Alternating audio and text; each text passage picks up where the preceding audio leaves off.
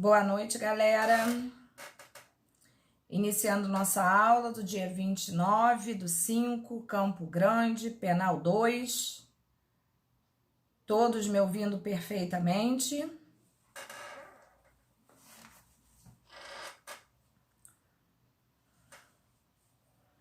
Boa noite, queridos. O que aconteceu? Hoje nós tivemos uma baixa na nossa turma.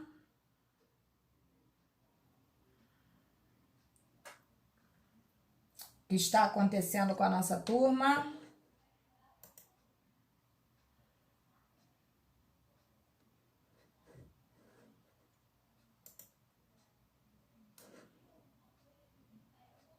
Só um minutinho. Abrindo o nosso materialzinho. Nosso material de hoje é o quê? O material 3. Sim. Nós chegamos para começar, né? Então, nós nem iniciamos, né, Luciano?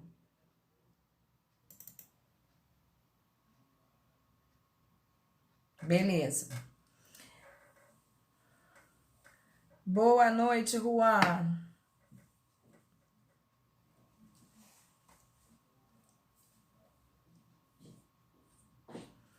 Gente, vamos iniciar então nosso material 3. Não sei se vocês já observaram, mas eu já postei até o 4 lá. Alguém teria o link da... O ID, perdão, não é o link. O ID na nossa turma aí, em mãos, para que pudesse passar para... Ah, Luciano, você não existe. É só para eu poder fazer a chamada aqui, que eu esqueci de pegar antecipadamente.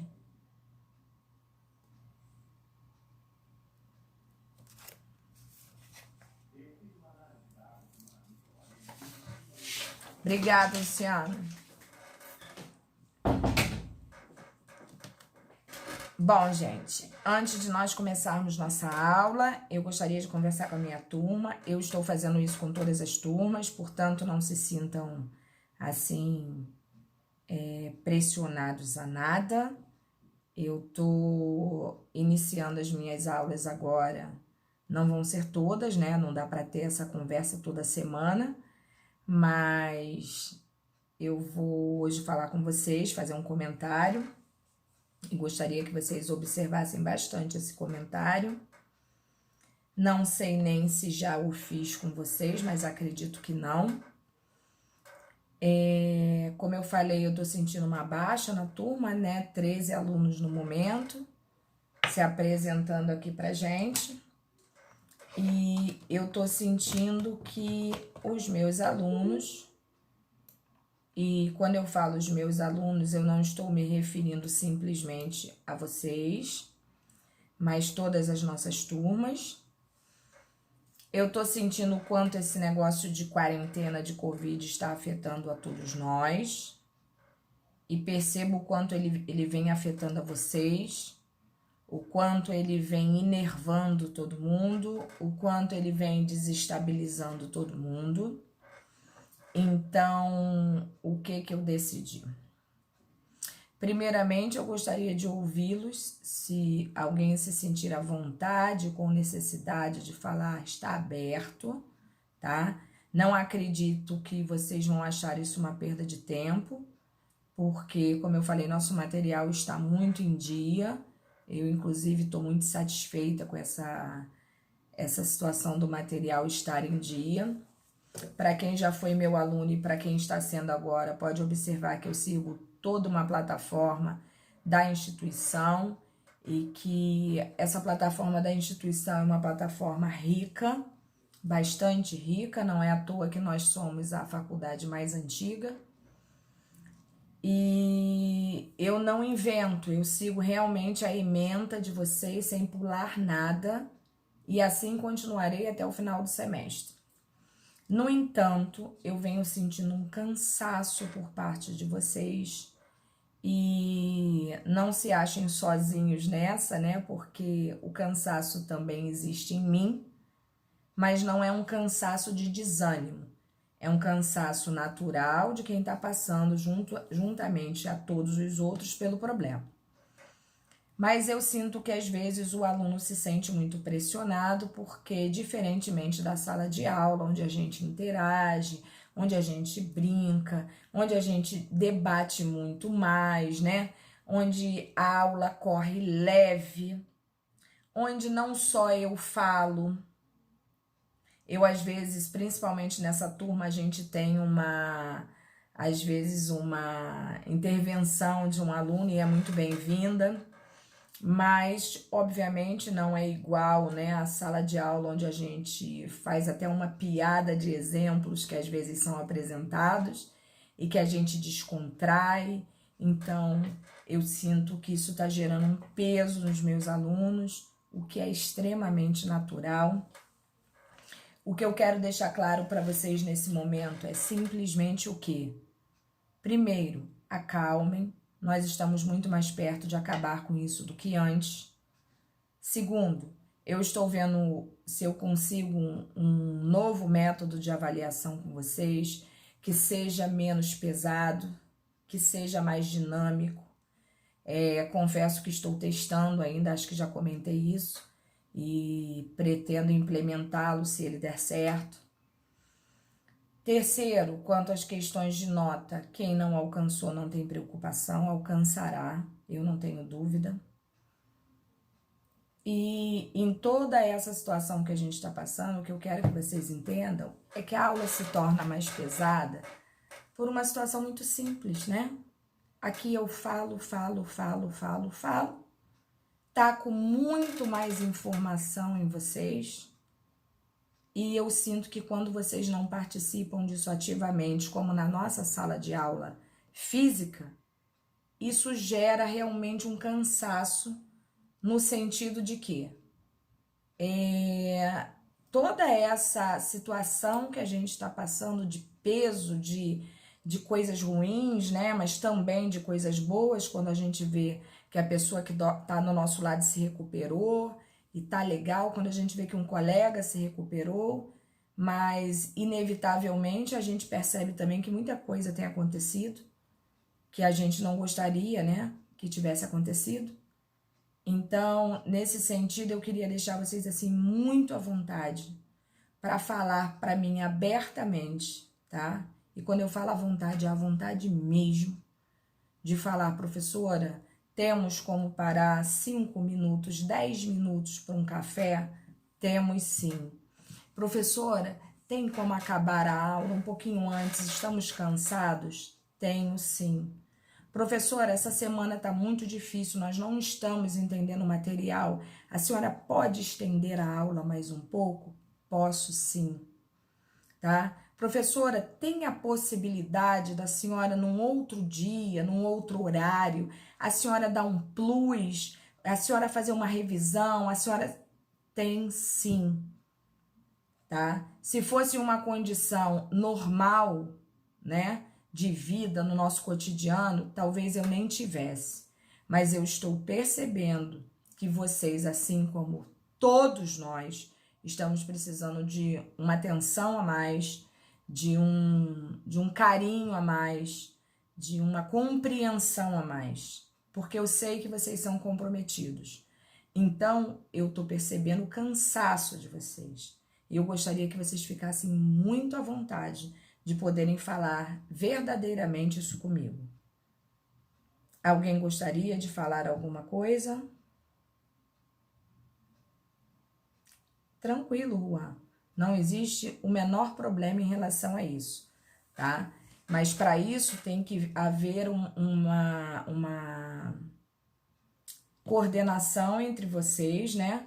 Onde vocês me digam o que vocês estão precisando, o que vocês estão sentindo assim mais dificuldade. Eu, a partir de hoje, né? Eu decidi que ainda que eu tenha tempo para continuar com a matéria, eu não continuarei. Vou me dar muito por satisfeito se, por exemplo, hoje, como o Luciano colocou aí, nós vamos ver a nossa apostila número 3. Se eu chegar ao final da apostila número 3, eu me dou por satisfeita. Ah, professora, mas nós estamos cansados, não vai dar para chegar. Beleza também. E que não se confundam isso que eu tô falando com desleixo ou querer assim, ela está querendo parar a matéria, deixar a matéria. Não é isso. Vocês vão ver que nós vamos chegar ao final do semestre e eu vou ter dado tudo para vocês. O que eu estou querendo dizer é, eu não quero, neste momento difícil, pressioná-los em demasia. É óbvio que a gente está fazendo uma faculdade e que como faculdade que é, como instituição que é, e que eu sempre falo isso, a nossa instituição é uma instituição de peso, eu jamais não me comprometeria com a nossa ementa, com o nosso conteúdo programático. Então, eu estou garantindo a vocês, a intenção não é essa. E sim fazer com que as coisas fiquem mais leves para vocês. Somente isso, tá? É muito mais fácil, né, para mim, colocar para vocês toda essa situação e deixar que vocês falem para mim, do que eu ficar quieta e tentar adivinhar. Então, eu tô colocando a vocês toda a situação daquilo que eu percebo e gostaria muito que vocês, da mesma forma, se sentissem à vontade comigo. Tá dando para entender, gente, o que eu tô falando com vocês? É puramente uma preocupação, acreditem ou não, de professor para aluno, porque eu sempre falo isso e repito para quem quiser. O importante da minha aula é o meu aluno. Se o meu aluno está satisfeito, eu estou satisfeita. Senão, não existe objetivo a ser alcançado se isso não acontecer. Tudo bem? Alguém gostaria de falar alguma coisa?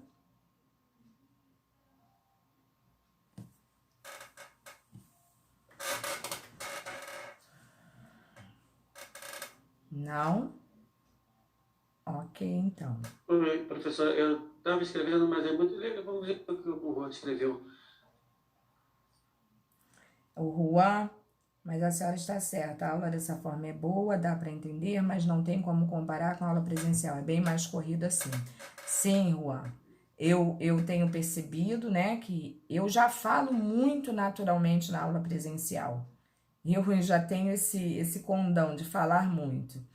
E aqui, como em nenhum momento a gente tem aquela interação um faz uma piada, o outro dá um exemplo que diz que é do vizinho, mas é dele, né? Toda essa brincadeira que a gente tem dentro de sala de aula, toda essa cumplicidade, toda essa intimidade que a gente possui, né?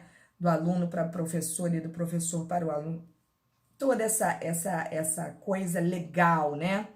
Aqui realmente fica deficitário. Então, eu percebo que às vezes eu falo muito mais, eu passo muito mais informação e de maneira pesada. Eu vou indo. E quando eu chego a um limite que eu percebo assim, caramba, parece que eles já estão ali ruminando, né, tudo que eu falei, mas não estão mais absorvendo. E como eu venho reparando isso, eu estou muito preocupada e decidi que agora eu vou impor limites à nossa aula, tá? Eu vou criar objetivos diários. Cheguei naquele objetivo? Ah, conseguimos mais. Não, estamos bem aqui.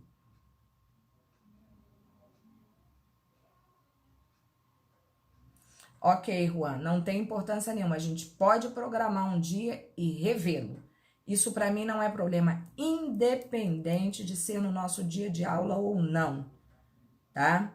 Não tem importância nenhuma, nenhuma. A gente marca um horário em separado, um dia em separado, eu não vejo problema nisso. Assim como eu me disponho a terminar mais cedo, eu me disponho também a ficar até mais tarde, ou se isso se tornar muito cansativo, outro dia, outro horário, eu não tenho problema com isso. Eu gosto do que eu faço e para mim o importante é que vocês tenham realmente, invariavelmente, este conhecimento, tá? Para mim é importante vocês saírem dali, no semestre que vem pegarem outro professor e que esse professor sinta tanto orgulho de vocês quanto eu sinto nesse momento em estarem aprendendo de maneira eficaz, efetiva. Esse é meu grande objetivo como professora de vocês. Então, hoje nós vamos iniciar essa apostilinha. Se nós conseguirmos acabar, ótimo, ficarei extremamente feliz. Mas se, ao chegar ao meio da apostila, vocês falarem, professora, não tá dando, eu compreenderei perfeitamente. Porque não é todo dia que a gente senta aí ou senta aqui e está com cabeça. Só que no meu caso, eu tenho uma obrigação e um respeito a todos vocês que estão aí. Do caso de vocês, vocês têm o respeito que eu sei que tem, mas obrigação nem tanto, uma vez que vocês podem decidir quando vocês querem ou não assistir a aula. Então, por este motivo, eu não gostaria que a turma perdesse o interesse nem na faculdade, nem no curso, nem na matéria, nem no estudo. Então, meu objetivo é realmente alcançá-los de maneira efetiva. Tranquilo, meu povo? Professora, eu queria só pontuar uma coisinha, que é uma percepção minha dentro do próprio direito penal. Desde o começo, uma coisa que sempre me chocou muito, não pela aula ou pela sua didática, mas é que o direito penal, diferentemente das outras formas de direito, o direito financeiro, o direito civil, o direito do trabalho, ele é pesado em si, pela sua própria natureza. Estamos falando de crimes, pessoas que agem com maldade umas com as outras. A gente já vive num momento muito tenso entre as pessoas, independente de pandemia. Com isso, os ânimos estão muito aflorados e as pessoas têm muito mais percepção do que querem dizer, do que querem ouvir, ou interpretam mal tudo, porque está todo mundo nervoso com tudo. E fica mais difícil as pessoas serem tolerantes, aquilo que a gente tem no olho de ver que tem uma pessoa ali, de ter aquela empatia com outra pessoa. A gente tem essa dificuldade de conseguir se medir. Verdade. E se esconde atrás de uma tela, nem intencionalmente, mas uma coisa da própria natureza humana. Uma coisa que é uma sugestão minha, talvez, para a senhora refletir e ver se cabe a gente pensar em trabalhar dessa forma, e talvez até dar um pouco mais de ritmo para a turma. Aí, a turma, por favor, não me crucifique, é só uma ideia. Claro, Luciano, de forma alguma. Porque uma coisa que sempre ajuda muito a gente fixar matéria é exercício. É claro, não sou obrigado a carregar a turma com exercício, porque temos muitas disciplinas e muitos trabalhos para fazer. Mas se a gente, de repente, pegar 2, 3 exercícios, uma semana ou cada 2 semanas, não sei, só para pegar aquele conteúdo que a gente viu e praticar, talvez a gente consiga fixar melhor e chegar mais preparado para a sua aula, para que a quantidade de informação já não seja tão intensa. Pois é, eu também penso assim, Luciano, só que eu percebi que quando eu passei exercício para vocês, houve um questionamento, entendeu? Em relação a isso, uma vez que já existiam vários professores passando vários exercícios e os alunos falaram comigo no privado que estavam sendo pressionados demais, entre outros fatores, e eu achei que eu estivesse fazendo uma grande coisa e percebi que, pelo contrário, eu estava criando um problema. Eu me dou bem com revisão, eu gosto de pegar o conteúdo dado e fazer resumo. Poxa, Juan, eu também, eu estudei minha vida inteira assim. Tento fazer isso quando fica complicado, é muito rápido. Eu estudei minha vida inteira assim, eu faço igual o Luciano e você está colocando aí. Eu pego todo o material, pego os livros, pego o código.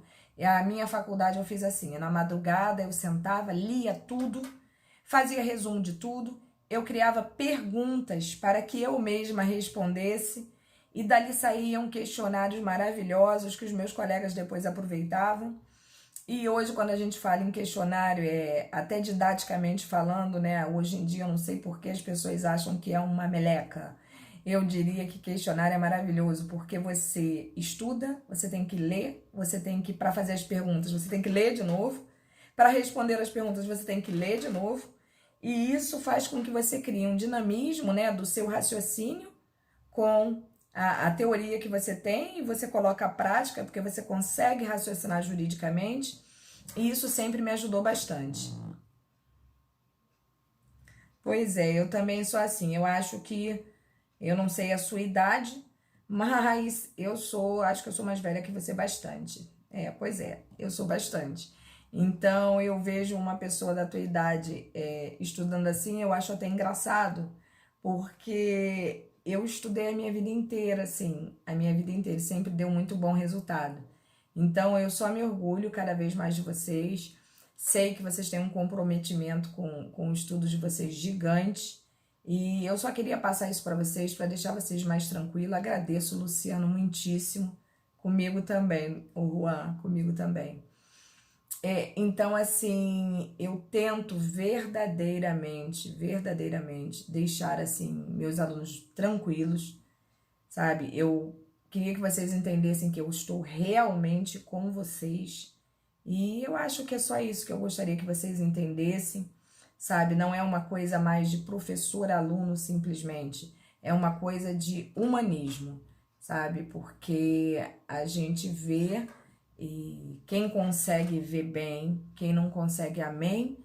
Mas eu não sei nem o que é melhor, se é quem consegue enxergar ou quem consegue ficar, né, inerte. Eu não sei quem é mais feliz.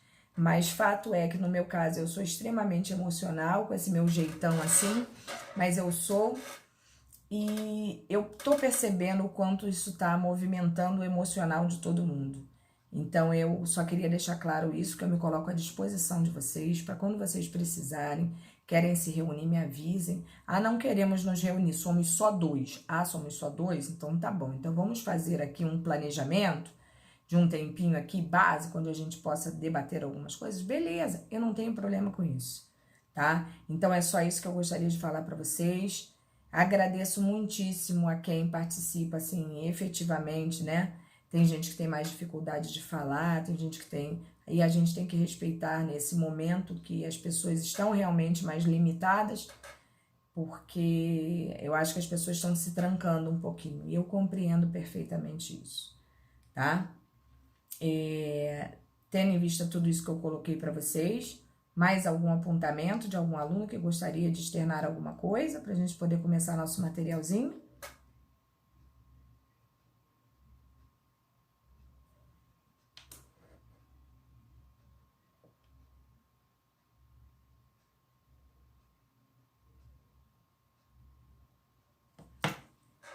Sem sombra de dúvida, Juan, sem sombra de dúvida. Não sei se você está no grupo, vê com a turma aí, você me fala, assim, o que seria melhor para vocês e eu tento enquadrar aqui dentro de um horário, não tem importância nenhuma, não tem importância nenhuma, tá? Ah, é verdade, Anderson. Não,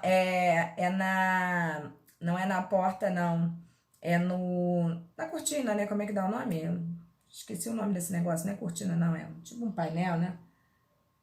A gente tá ficando meio doido e tá até esquecendo o nome das coisas. A verdade é essa. A gente está esquecendo até o nome das coisas. Mas vamos lá, gente. Vamos iniciar nossa apostila. Nossa apostila hoje, incrivelmente, é muito fácil. Tá muito fácil. É tão fácil que eu diria para vocês que ela é quase autoexplicativa. Eu acho que dentre a matéria que a gente tem para dar dentro do semestre, ela é realmente a mais tranquila. Então, tenho certeza que a gente vai passar assim, ó, tá? O que nós estamos estudando aqui sobre o conceito de pena, eu gostaria que vocês se ativessem ao que está aqui, porque a gente depois, no outro material, a gente acaba entrando nele de novo para dissecá-lo mais. Em penal 3, mais ainda, tá? Então, vamos entender primeiro este contexto, tá? Não é que vocês não possam fazer comentários, pelo amor de Deus. Mas é porque vocês vão achar tanta facilidade que eu vou falar, não é possível que isso seja assim. E é exatamente assim. Então, vamos lá. Apostilinha 3 aí.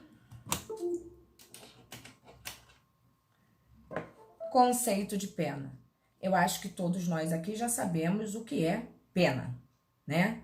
Nós já sabemos, inclusive, desde pena 1, né? A função da pena, que seria a primeira, punir. A segunda, reprimir. No caso, né? Reprimir intimidando. e a terceira que seria de ressocializar o cidadão que praticou o ato infracional. Então, dentro deste contexto, nós vamos poder perceber que a pena ela vai além daquilo que simplesmente a gente acha que verdadeiramente ocorre, né? A pena ela acaba influenciando no sistema prisional, no tipo de regime, né? Na conduta do agente, ou melhor, a conduta do agente acaba interferindo no apenamento, né? A questão da culpabilidade ou não, que a gente vai falar sempre aquela questão da absolvição imprópria, né, que é o caso que mais acontece aí, que é a medida de segurança, entre outros fatores. Por isso que eu tô falando que o assunto é fácil, uma vez que vocês já viram isso tudo, mas não tem como a gente passar por cima desse material. Então vamos lá para o nosso leve sofrimento, Luciano, porque você tem toda a razão. Diante de tanta coisa que a gente tem visto pesada, o direito penal também é muito pesado. Você está corretíssimo, eu que o diga. E vou piorar para vocês. Para quem gosta de direito penal, para quem pensa em um dia trabalhar numa criminal, seja a que nível for, a que cargo ocupar, tá? É complicado, a pessoa tem que ser muito resignada, muito firme, sabe? Para poder segurar essas ondas todas, porque realmente é muito complicado a nível de peso social, humano, né, emocional, é muito pesado. Então, para isso, a gente tem que desmistificar uma série de coisas para que a gente possa encarar isso com mais naturalidade e leveza, se é que isso é possível. Então, vamos lá. A pena no direito penal é a imposição da perda. Ah, muito bom, Juan. Estamos juntos. Da perda ou diminuição de um bem jurídico, tem previsão legal e sua aplicação é determinada pelo Poder Judiciário. Quando a gente fala isso, a gente está simplesmente querendo dizer, muito simploriamente, que se o Estado atraiu para ele o monopólio da justiça, ele tem que resolver essas questões judiciais, principalmente, nitidamente a nível penal, uma vez que só o Estado pode impor pena a um cidadão, né? E no caso do direito penal, só o Estado, a nível, né, país, né, Estado com letra maiúscula, poderia inclusive legislar sobre tal aspecto. Então, segundo as inúmeras doutrinas existentes, a sanção penal tem finalidade retributiva, que foi a primeira função da pena que nós falamos, né, que é punir. O Estado só retribui, você foi um real infrator, então, em retribuição ao ato praticado por você, você acabou de ganhar de presente um apenamento. Que seria, no caso aqui, né, a mais utilizada, que é a imposição de privação de liberdade, né? Não que não possam haver outros, mas em regras gerais, é isso que acontece com o direito penal. A preventiva, né, que visa evitar a prática do crime. Se eu vi você praticando um crime e você sendo punido, obviamente, ainda que eu sinta essa vontade, eu vou pensar duas vezes, porque percebi que você não passou impune pelo Estado, que você tomou uma chapuletada e, obviamente, eu não quero a mesma coisa para mim. E a ressocializadora, que objetiva a readaptação social do infrator, que nós também já conversamos muito sobre isso e vimos que no Brasil é extremamente complicado, mas que a função da pena existe e a criminologia por diversas vezes já explicou o verdadeiro sentido, né? O real do que seria uma ressocialização. Dessa forma, pelo conceito de pena delineado, deve-se concluir que a lei sem punição se tornaria ineficaz. Ora, não tenham dúvida disso. Sendo imprescindível que se estabeleçam punições para os atos ilícitos praticados, até porque se assim não o fosse, nós estaríamos vivendo num verdadeiro mar de sangue, de lágrima, de disputa, de concorrência e ficaria por isso mesmo, e nós veríamos que viveríamos no imenso caos. Professora, nós vivemos no imenso caos. Vocês não têm noção do que seria isso se não existisse a punição. Pois é, Deus me livre, é verdade. Deus me livre, é isso aí. As penas são específicas à tipificação penal, ou seja, a lei determina a cada tipo penal a sanção a ser aplicada. Então, se nós abrirmos o nosso código, nós vamos perceber que aquilo que lá está tipificado, positivado, né, que seria uma lei, assim, uma norma primária, né, onde vem descrito ali a conduta a ser reprovada. Logo abaixo, nós temos a norma secundária, que é aquela que vem dispondo a imposição de pena e o limite para tal. Obviamente, nós já sabemos também, né, que no Brasil o sistema adotado é o sistema bipartido no que concerne as penas, aos crimes, né, onde crime e delito são considerados a mesma coisa, diferentemente de contravenção, que é considerado uma infração penal muito menor, e para tanto aos crimes e delitos, que são idênticos, só muda a nomenclatura, nós aplicamos penas de reclusão e detenção, sendo reclusão a pena mais grave e detenção uma pena mais leve do que a de reclusão, e as infrações penais reconhecidas como contravenção, a gente aplica uma pena de prisão simples, né, cumulada ou não com multa, mas em verdade é muito diferenciado esse contexto, né, dos atos praticados a nível infração penal, a nível ilicitude. Até aqui tranquilo para vocês? Exemplo. Isso aí, Juan. Perfeito. Perfeito. Isso aí mesmo. Então, até aqui tranquilo, né? Então, vamos lá. A pena é sanção penal imposta pelo Estado, como nós já falamos, em execução de uma sentença ao culpado pela prática de infração penal, consistente na restrição ou na privação de um bem jurídico, que geralmente é a liberdade, né? Eu diria que depois da vida é o bem mais consagrado constitucionalmente falando, com finalidade de retribuir o mal injusto causado à vítima e à sociedade, bem como a readaptação social e prevenir novas transgressões pela intimidação dirigida à coletividade, que essa intimidação, como nós falamos, é a segunda função da pena, né? Essa intimidação não é só para o infrator. Não faça de novo, porque você pode sofrer de novo. Essa intimidação é muito mais a nível social do que qualquer outra coisa. E agora nós vamos entrar nas características da pena, que também são muito simples. Também vocês já viram todas essas características. E agora o que a gente começa a fazer é a junção dessas características que a gente viu isoladamente, separadamente, mas que agora nós vamos conseguir reuni-las num contexto pena. A pena possui 7 características importantes. 7 é um número cabalístico, né? E na sua maior parte expressas no texto constitucional, que merecem sólida atenção. Então vejamos.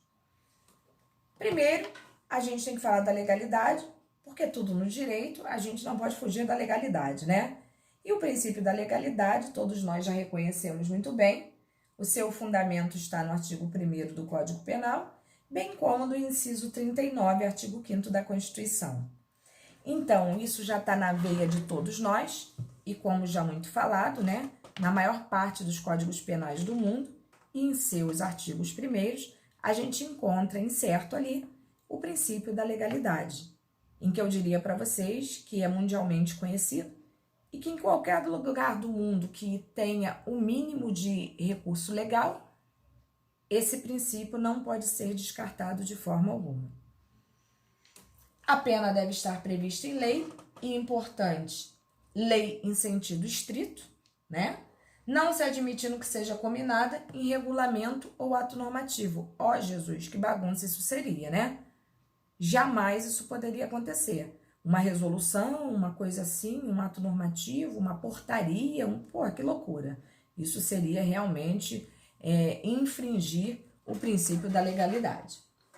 Temos também o princípio da anterioridade, que também já é muito nosso conhecido, desde Pena 1, que nos diz em seu artigo também 1º do CP, também inciso 39 do artigo 5º da Constituição, onde está inserido ali todo este contexto.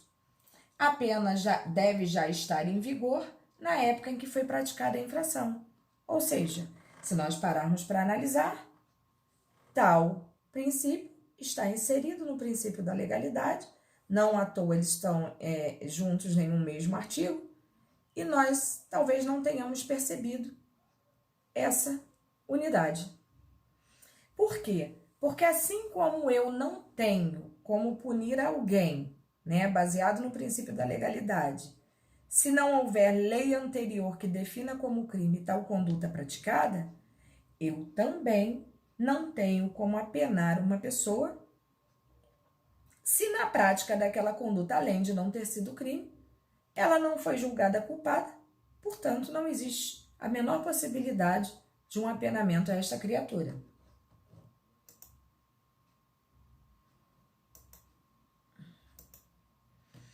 Aí, na nossa letra C, personalidade e pessoalidade, que também é muito nosso conhecido.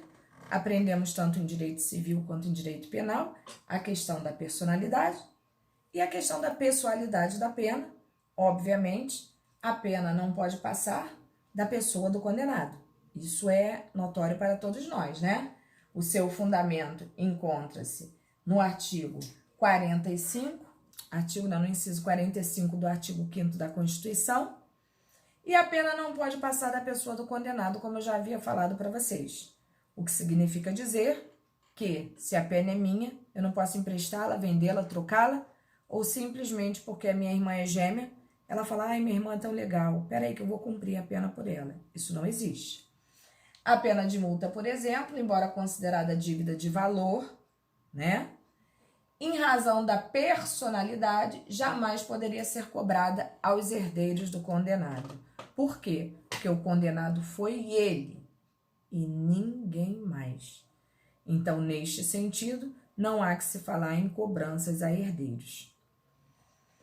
Inderrogabilidade, também muito conhecido da gente. Salvo previsões expressas em lei, o juiz jamais poderia deixar de aplicar a pena por motivos pessoais que ele achasse assim, desnecessário, injusto, né? O exemplo que eu coloquei ali para vocês, o juiz não poderia extinguir a pena de multa em razão do seu irrisório valor. Pô, imagina isso. O que é irrisório valor para um juiz? Não sei. E se ele resolver achar que irrisório é R$1.000, é R$500, então, neste sentido, não há que se falar nessa condição. É inderrogabilidade mesmo. Ele está ali para a aplicação da pena, para a decisão do julgado, no entanto, ele tem que agir com imparcialidade, não podendo desistir da aplicação da pena porque ele acha que seria uma besteirinha. A individualidade, seu fundamento é encontrado no inciso 46 do artigo 5º da Constituição. A imposição e o cumprimento da pena deverão ser individualizados de acordo com a culpabilidade e o mérito de cada sentenciado. Ou seja, também já vimos isso, só que agora, como eu falei, é uma junção de todo esse contexto. E quando a gente fala ali de acordo com a culpabilidade, hoje nós sabemos muito claramente que sem culpa, né, no caso sem culpabilidade, não há apenamento. Foi até um questionamento que nós levantamos, né? Requisito para a pena ou conceito de crime? E aí eu deixo para vocês essa pergunta. Vocês vão encontrar, como encontraram, né? Muito facilmente, divergências doutrinárias, jurisprudenciais, entre outros fatores. Isso é muito legal. Adoro, Juan.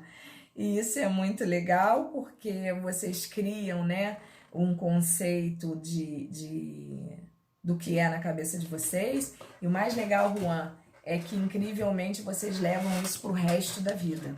É impressionante como, se você ouvir agora uma pessoa, seja ela quem for, seja ela professor, teu pai, tua mãe, seja quem for, você vai conseguir entender que existe a outra possibilidade, mas que você, dentro daquilo que você entendeu, reconhecidamente, você acatou isso daí como uma verdade, você vai discutir para o resto da vida isso. E é uma discussão saudável, né? Uma vez que existe embasamento legal para as duas questões mas que uma sempre convencerá mais a gente do que outra. Isso é muito pessoal, né? E o mérito de cada sentenciado. Por que mérito?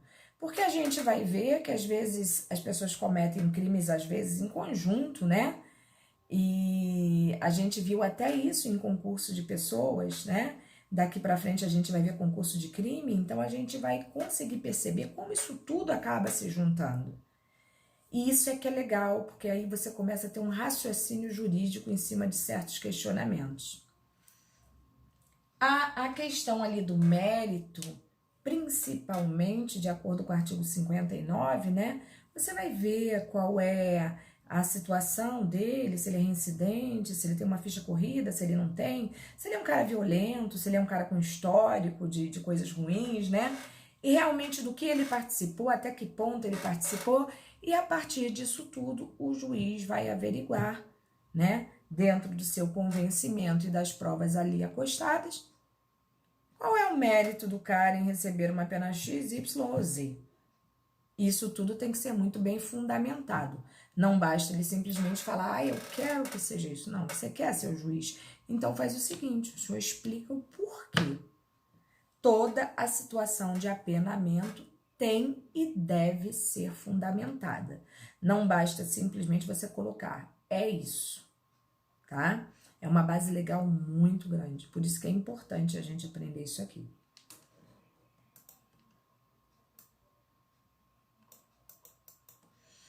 A proporcionalidade, né, é uma outra situação relativa à pena também.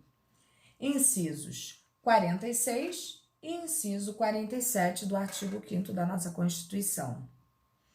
A pena deve ser proporcional ao crime praticado, ao agravo praticado, né? Proporcionalidade, razoabilidade sempre andam de mão dadas, é isso aí. São conceitos e princípios que advêm da Alemanha, né? Já falei isso para vocês, e que graças a Deus chegaram até nós e que realmente são de uma condição assim literal, né? De importância, porque imaginem vocês se nós estivéssemos vivendo ainda aquilo que nós aprendemos em Pena 1, que eram aquelas penas desproporcionais, isso aí, lei de Talião, mas ainda tinham piores, né, Juan, do que essas. E as coisas aconteciam de maneiras assim que chegavam a ser consideradas cruéis.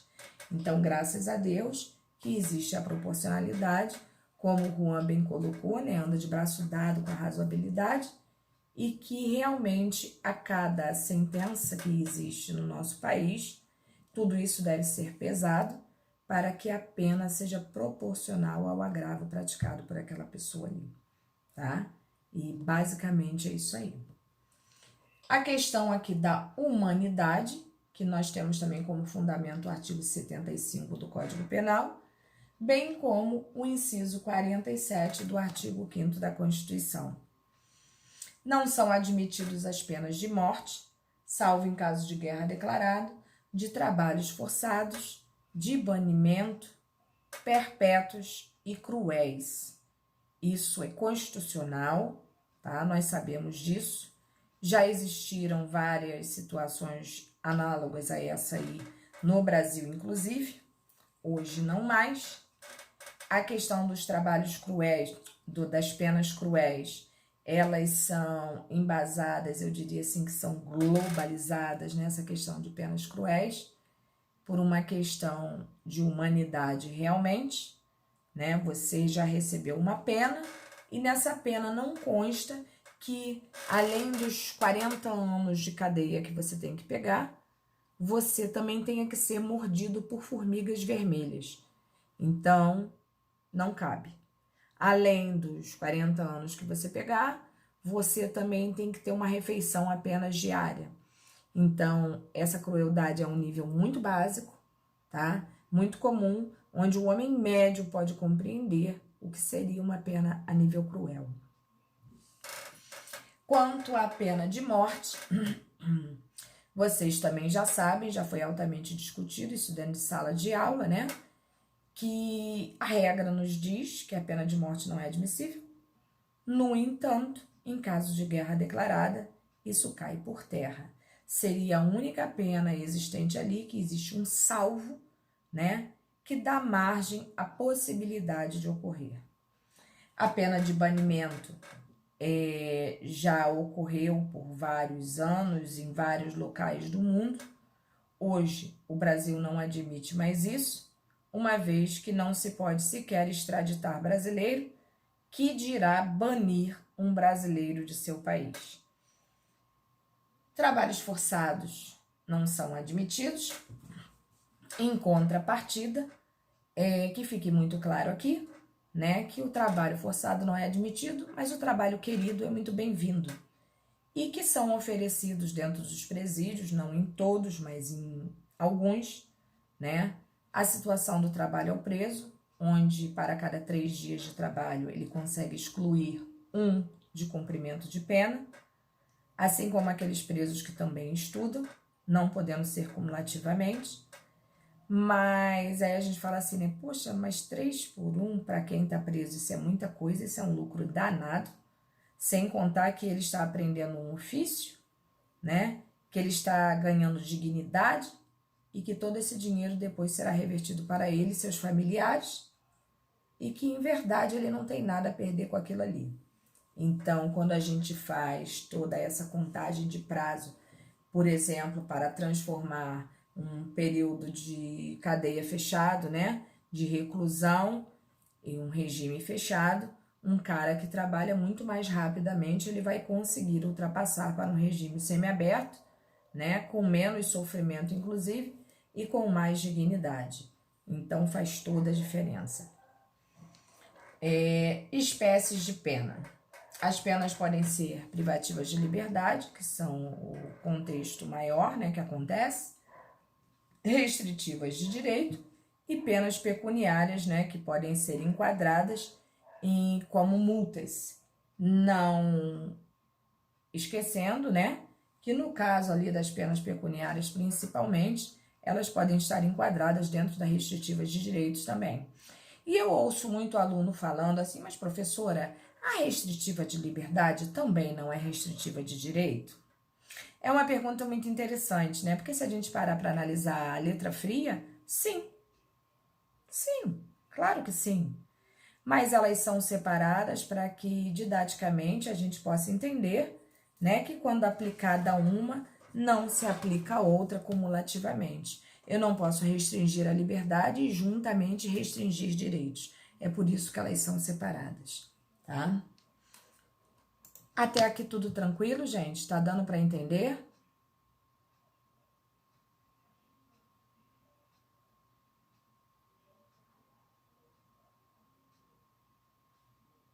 Sim, sim. Não, nem aparentemente não, Juan. É tranquilo assim mesmo. É tranquilo assim mesmo. É isso aí, Luciano. E a gente não sabe, na verdade, né, Luciano, se a coisa flui muito bem assim. Fato é que, comprovado o trabalho pela parte administrativa do presídio onde o cara se encontra preso, né, isso tudo vai documentado para a VEP, né, em regra para a VEP, que é a Vara de Execução Penal, para que a própria VEP depois possa trabalhar essa questão do apenamento, da progressão de regime, até mesmo da regressão de regime, né, o que é o caos, é a treva, mas acontece. Mas, em verdade, basta que tenha essa comprovação desse cômputo de dias trabalhados e horários trabalhados, tá? Mas se chega assim a 8 horas, eu não posso assim lhe confirmar com precisão, porque seria assim indigno da minha parte fazer isso com você, entendeu? Seria muito indigno, porque realmente a comprovação é só do trabalho. Lá dentro eles especificam com mais natureza, né? Mas assim, assim, se acontece efetivamente, eu não sei. Não, não, é fácil mesmo. Eu não minto para vocês. Quando eu falo que é fácil mesmo. E quando a gente chegar ao final da apostila, eu me dou por satisfeitíssima. Se tivesse acabado às 7h30, tava bom. Mas é fácil mesmo, a matéria é fácil. Incrível isso, né? E aí entramos nas penas privativas de liberdade. A pena privativa de liberdade, fazendo uma analogia ao próprio nome, deve ser considerada como limitadora da liberdade de ir e vir daquele que comete um ilícito penal. Isso é muito engraçado, né? Porque uma coisa que é tão proibida de acontecer, numa situação de apenamento, é completamente aceita. Obviamente, porque nós que não infringimos a lei, que nós não infringimos a norma, nós não temos por que ter cerceado o nosso direito de ir e vir. No caso deste cidadão, não. Ele perde realmente, ainda que temporariamente, essa liberdade que ele tinha, que poderia ser exercida diariamente, hora a hora, dia a dia, ano a ano, mês a mês, tá? É simples assim.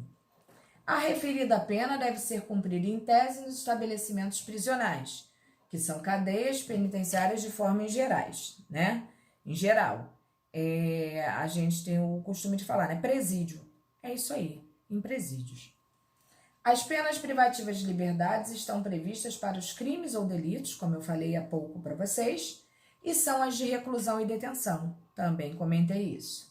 Cumpre salientar que a Lei de Contravenções Penais também prevê, no caso ali, a pena privativa de liberdade, que é a de prisão simples, que nós já falamos. E que vocês vão ver que a pena de prisão simples não tem um rigor penitenciário, como na reclusão e na detenção. As penas privativas de liberdade se dividem em artigo 33.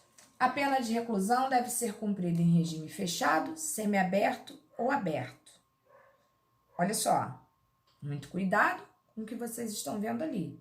É exatamente isso.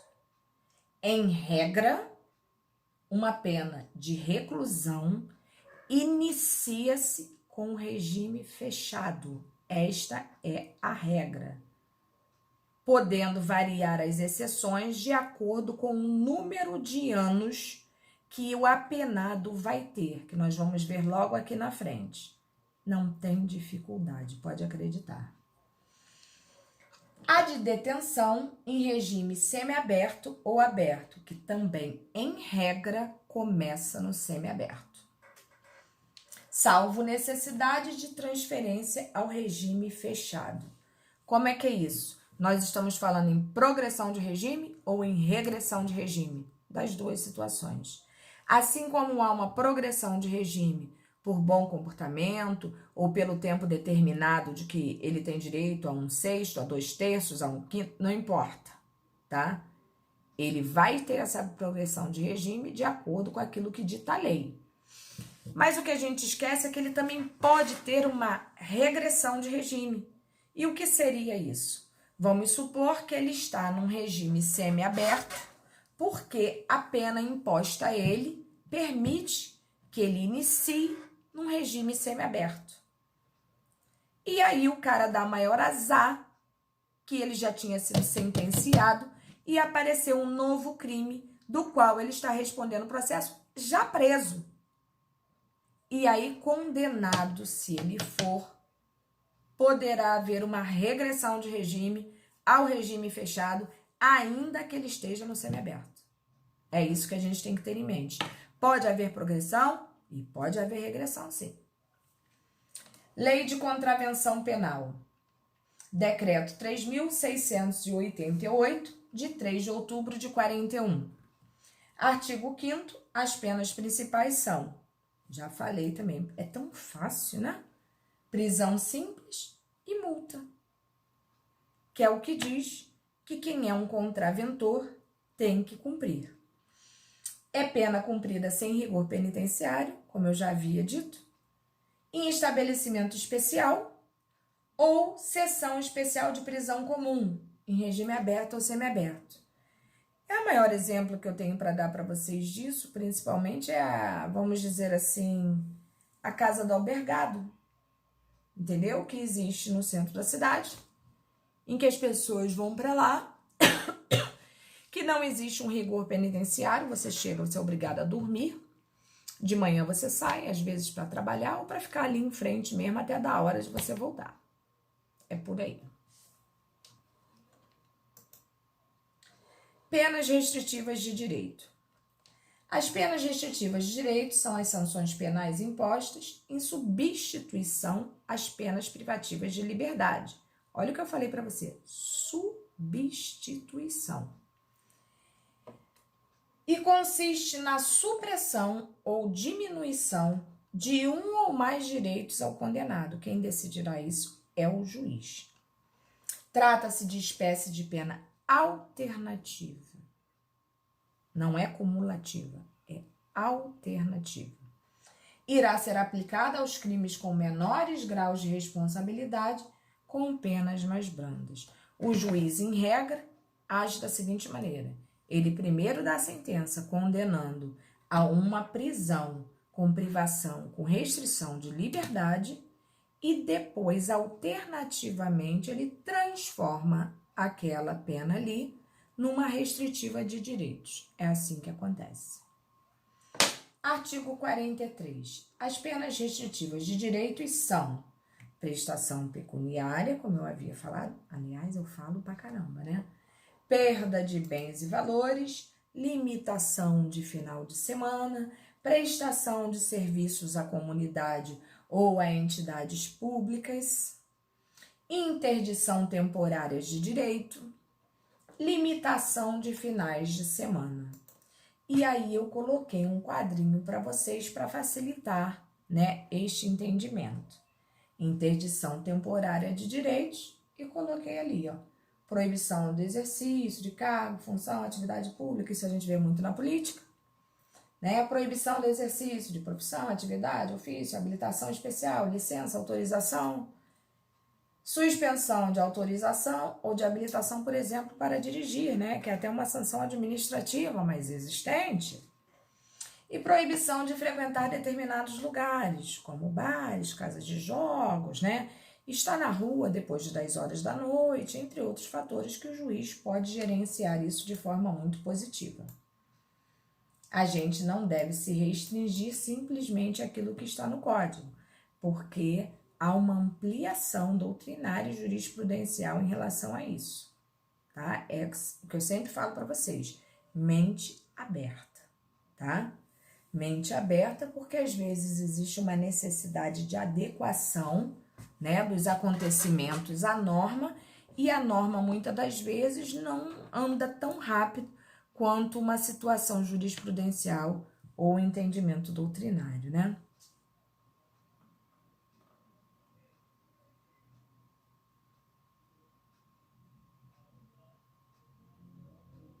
Não, Juan, não.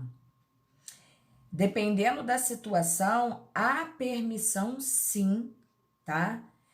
Uma contravenção e até mesmo num crime, delito, tá? De haver essa inversão, onde o juiz primeiro vai decretar a punição dele a nível liberdade e depois transformar numa restritiva de direitos. Não é o fato de ser crime ou contravenção ou algo mais brando, entendeu?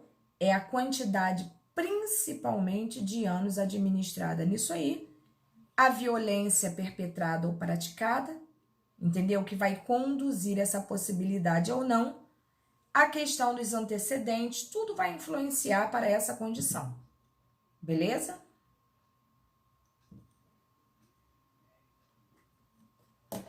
Então, vamos lá, nada, querido. Pena de multa. Pena de multa ou pecuniária é a terceira das 3 espécies de sanções previstas no nosso Código Penal, né? E eu diria que, muito sinceramente, para quem já perdeu a liberdade, pagaria uma pena de multa fácil. E consiste na imposição ao condenado da obrigação de pagar ao fundo penitenciário determinada quantia em dinheiro calculada na forma de dias multa. Ela atinge o patrimônio do condenado, merecidamente, muitas das vezes, né? Artigo 49 nos deixa muito claro, explicita bastante essa situação aí. A pena de multa consiste no pagamento ao fundo penitenciário da quantia fixada na sentença e calculado em dias multa. Será no mínimo de 10 e no máximo de 360 dias multa, dado a redação pela lei ali exposta. tá? Então, já vimos também como funciona isso. E, obviamente, o juiz vai, de acordo com o ato praticado e com a condição da criatura, né? Ele vai tentar adequar, né? Fazer uma conjunção desses dois fatores. O valor do dia-multa será fixado pelo juiz, não podendo ser inferior a 1/30 do maior salário mínimo vigente no país ao tempo do ato praticado, nem superior a 5 vezes esse salário. O valor da multa será atualizado quando da execução pelos índices de correção monetária. O que seria atualizado pela execução? Quando um processo transcorre a nível, por exemplo, estadual, né? Vamos colocar aqui Bangu. Estou em Bangu.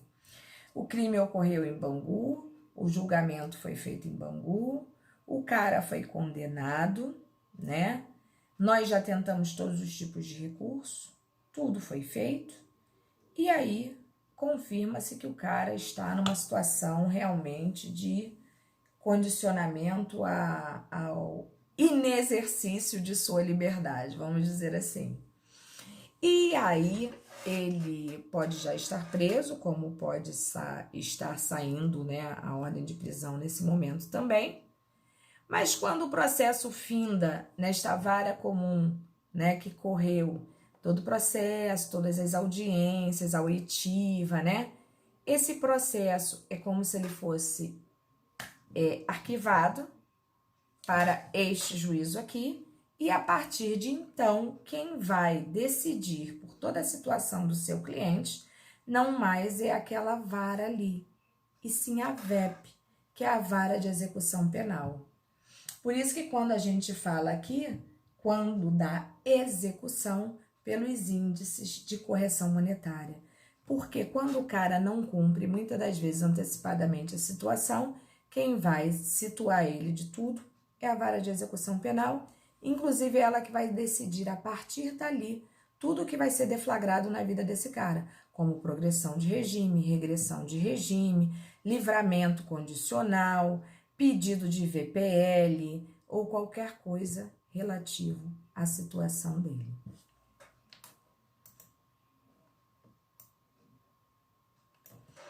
Regime penitenciário e suas espécies. É o regime inicial de cumprimento da pena, a principal característica diferenciadora entre as espécies de pena privativa de liberdade. Há 3 espécies de regime de cumprimento da pena privativa de liberdade. Vocês também já conhecem todos eles, porque esta professora que vos fala aqui é uma linguaruda, né, e não consegue se conter e acaba antecipando todo o quadro, né, que a gente tem aqui de estudo. Nós temos o regime fechado, o semiaberto e o aberto, como nós já o conhecemos. O regime fechado cumpre a pena em estabelecimento penal de segurança máxima ou média. A diferença, assim, para vocês que não conhecem, né, muito basicamente falando, quando a gente fala em segurança máxima, são aqueles presos realmente mais periculosos, né? Em que, em verdade, hoje já se implementa até um sistema que não é muito admitido pela OAB, é muito questionado por todos os advogados e tal, mas quando o cara é, assim, de uma periculosidade exacerbada, só o advogado dele, como é Bangu 1 aqui, tá? Só o advogado dele pode entrar para ver. Não tem esse papo assim de, eu não posso ir, vou mandar um colega meu no meu lugar. Não, não vai. É o advogado registrado que vai até ele. Diferentemente de outros presídios, que se você não puder ir, você pode mandar um colega, você pode mandar um advogado do Espírito Santo, você não tem importância. Onde parentes, amigos, todo mundo tem acesso, basta ter a carteirinha, né? Na prisão de segurança máxima, não. São poucos os parentes que podem chegar. A visita é muito mais restrita, geralmente restrita a filhos, esposa, o pai e mãe, ponto, entendeu? E olhe lá, tá? O preso não tem uma liberdade grande de ficar trafegando dentro do presídio. E no caso de uma segurança média, existe toda essa gama de possibilidades aí existente. É muito mais tranquilo, realmente. O semiaberto cumpre a pena em colônia penal agrícola, industrial ou estabelecimento similar. O semiaberto já é um local assim mais light, onde geralmente as celas já ficam mesmo abertas, eles transitam e podem frequentar o pátio, às vezes jogam bola, pegam sol num período muito mais extenso, recebem pessoas com mais frequência, têm direito a um parlatório, entre outros fatores. E dependendo da situação, pode fazer visita periódica ao lar, que é o famoso VPL, né? E retorna ao presídio. E dependendo do preso, né, de sua conduta, de seus antecedentes, se a família ainda arrumar um emprego de carteira assinada, há a possibilidade de ser pedido que ele saia para trabalhar. Não há a obrigatoriedade de ser atendido, mas há a possibilidade de ser pedido, tá, gente? Para isso eu tô falando, dependendo da condição do apenado. Então, realmente é muito mais flexível. E o aberto, que trabalha ou frequenta cursos em liberdade durante o dia e recolhe-se na casa do albergado ou estabelecimento similar à noite e nos dias de folga, como eu expliquei para vocês anteriormente aí. Juan, é basicamente assim, sim. Claro que ele vai pegar o seu solzinho, né? Totalmente vigiado, né? Totalmente vigiado. É muito mais complicado. Não é legal não, tá, Juan? A casa do albergado é uma casa que recebe esses presos com menos periculosidade, né? Umas penas muito mais baixas, em que realmente o cara só tá ali como uma forma de privar a liberdade dele de agir como se nada tivesse acontecido. O Estado não vai permitir isso a ele. Então, para tanto, ele vai sair, ele pode trabalhar de manhã, mas tem que voltar para dormir nessa casa do albergado. Entendeu? E acontece muito das pessoas saírem, às vezes, porque eles têm que sair de manhã, não tem jeito, eles têm que sair. E às vezes, por não ter trabalho nenhum, não ter nada para fazer, eles ficam ali em frente, esperando a hora do retorno para poder ter, inclusive, onde dormir. Sim, sim.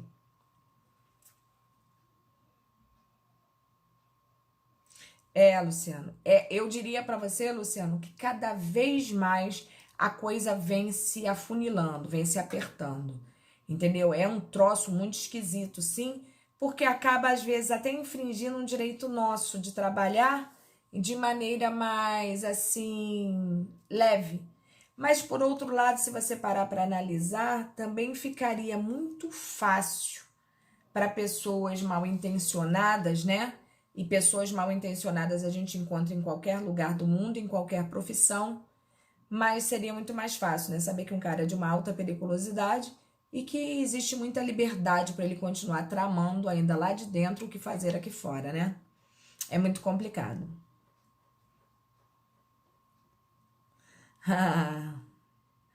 É, eu nem vou falar o contrário para você, Juan, porque me faltaria argumento.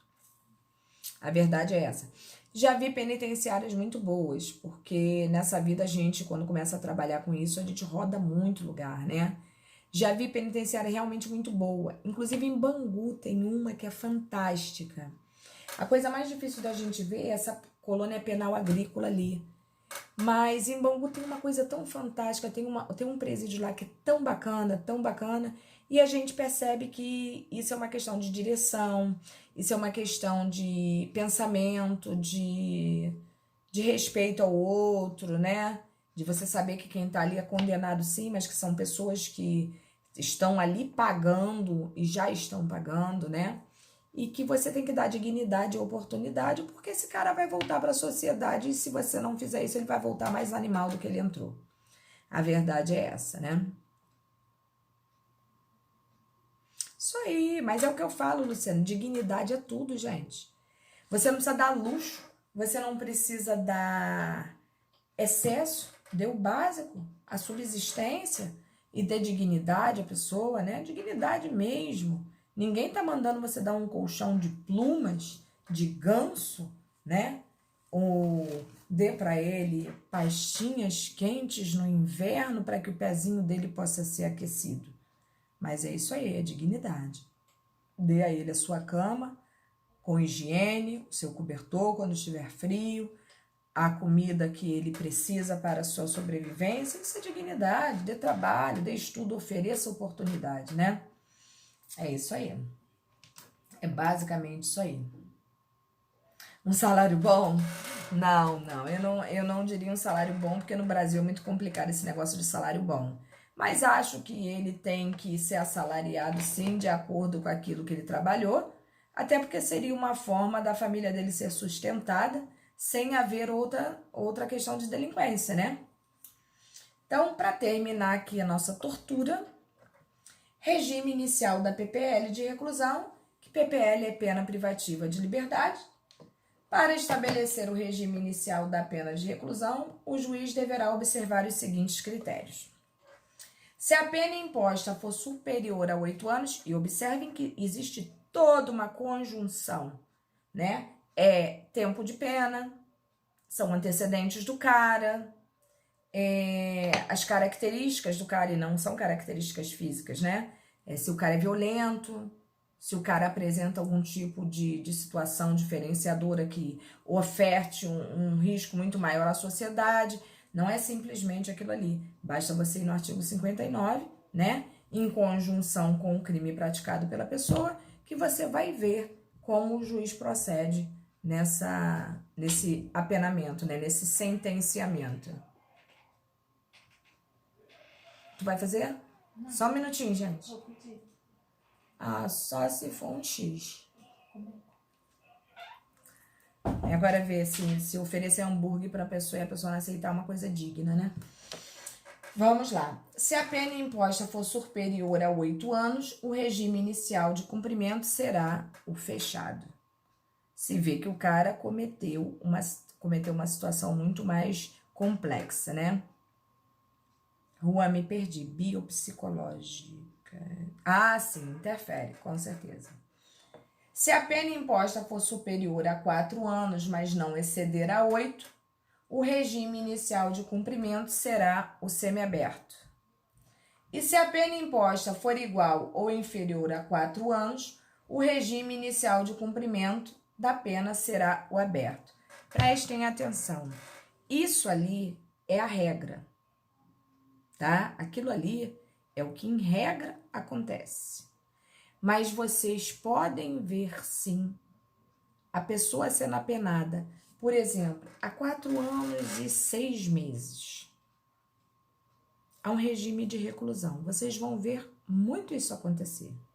E, obviamente, você cutucará o judiciário, né? Motivará o judiciário a explicações para que se explique, né? O porquê daquilo ali. Se a lei é clara neste quesito, mas normal, comum, portanto, não se espantem. São somente 2 critérios essenciais no caso da PPL de detenção, né, que é muito mais branda. Se a pena for superior a 4 anos, inicia-se no semiaberto. Se a pena for igual ou inferior a 4 anos, inicia-se no aberto. Muito mais simples, né, Rafael? Tem uma série bacana na Netflix sobre prisões pelo mundo, por dentro das prisões mais velhas. Já vi, às vezes vejo. E realmente a gente vê que, por mais organizado que lá seja, higiênico que lá seja, né? Quando eu falo isso, eu falo dos Estados Unidos principalmente. Você vê as prisões são muito, né, diferenciadas, mas em compensação lá dentro a barra é pesadíssima, gangues pesadíssimas, né? Mas os outros presídios em países assim, menos cuidado. Colômbia, Jesus Cristo. Venezuela, Jesus Cristo. Só Deus na causa, Rafael. Só Deus na causa. É isso aí. É isso aí. É bem por aí. É fora da casinha.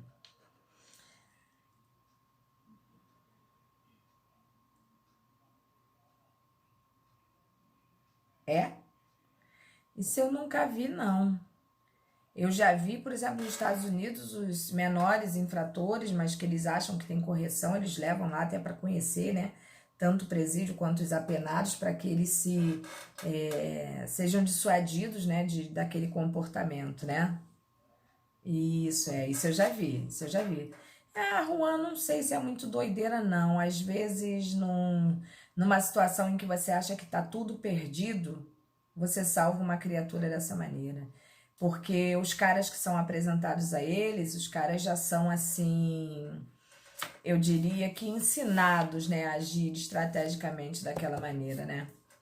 Eu acho que quando a gente vê que tá tudo perdido, a gente tem que tentar assim, um tratamento de choque para ver se funciona.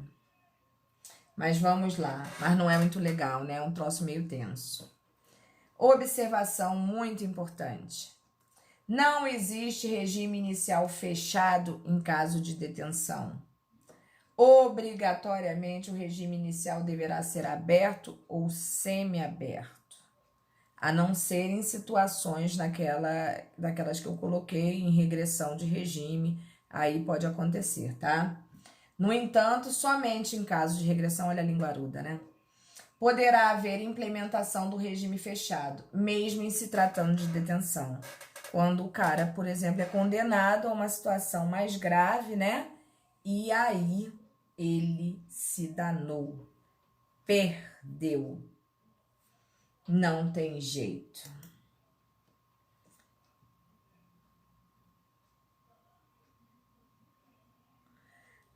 Eu também acho. Eu acho que vocês gostariam, inclusive, muito, sabe? Eu, inclusive, quando iniciou o semestre, eu estava pensando numa possível visitação. Mas aí o Covid foi e atrapalhou muito a gente. Mas não faltarão oportunidades, Rafael. Eu também gostaria muito de levá-los. Vamos lá para finalizar aí o nosso último slidezinho de hoje. Regime inicial da pena de prisão simples. Não faltarão oportunidades, né? Se Deus quiser, né? Nos termos do artigo 6º da Lei de Contravenções Penais, não existe regime inicial fechado em se tratando de prisão simples. Nem poderia, né? Nesses casos, a pena deverá ser cumprida em regime aberto ou semiaberto, sem rigor penitenciário. A diferença entre a prisão simples em relação à detenção é verificada na medida em que a primeira não admite o regime fechado, que seria a detenção, sequer em caso de regressão. A primeira, no caso, a de prisão simples, perdão, tá? Que ocorre somente no aberto para o semiaberto. A pessoa que pratica pura e simplesmente o ato infracional da... Oh, Jesus, adoro isso, foi tudo tão bem desde o início. E agora a última palavra, a professora, dá um delay, entendeu? Uma bugada na contravenção. Muito obrigada.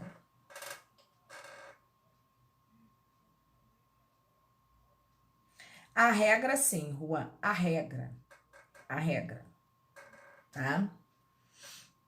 Nós vamos esmiuçar isso cada vez mais. Então, já vimos aqui como funcionam as características da pena, né? As suas divisões, como funciona também o regime penitenciário em relação a todo esse sistema penal.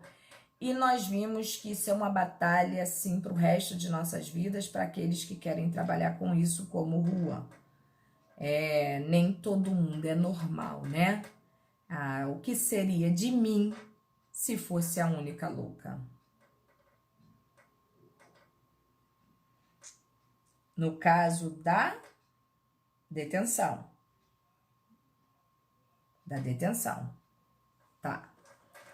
Entendeu, Juan?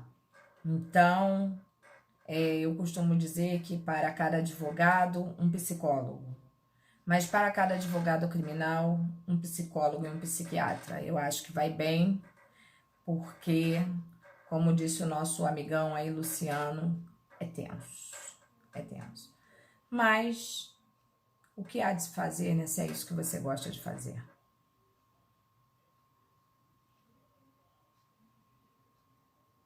Ah, que graça. Mas ser mãe, mãe tem o direito de tudo, Juan. Mãe tem o direito de tudo. Ainda que no final ela não ganhe, mas eu acho que ela pode, inclusive, dar uns tapas em você e falar, tá ficando maluco? Mãe é isso aí, mãe é isso aí. Pra isso é mãe, né? Gente, alguma dúvida? Eu não disse que era fácil demais? Que era mega tranquilo? Que vocês, em verdade, já viram todo esse contexto, vocês já viram toda essa situação. Simplesmente, nesse momento, a gente passou a fazer a junção, né, de tudo que a gente já conhecia. E a verdade é essa: quanto mais vocês forem estudando, mais vocês vão ver que, se a gente entende o início, o que vem depois vai ficando cada vez mais fácil. Uma vez que todo esse contexto, né, a gente já conhece, agora a gente vai começar a unir. Gente, alguma dúvida?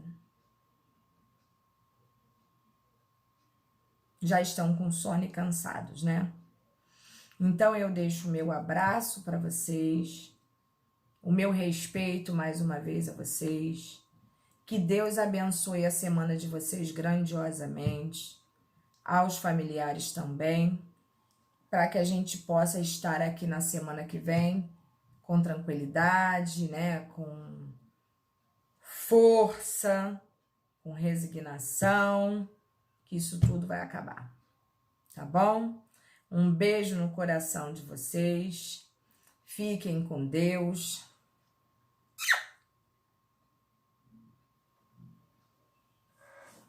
Beijo. Obrigada, gente, de verdade, muito obrigada. Igualmente aí para vocês.